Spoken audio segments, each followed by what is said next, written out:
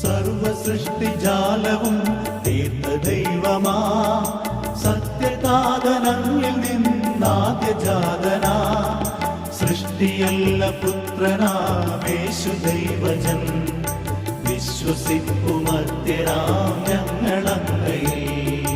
ദൈവസൂനു ദൈവമാണേകസത്തയിൽ, ലോകസൃഷ്ടി പൂർത്തിയായങ്ങിലൂടവേ, മധ്യരക്ഷ നൽകുവാൻ പാവനാത്മനാൻ, മധ്യരൂപമാർമികേ കന്യകാത്മജൻ.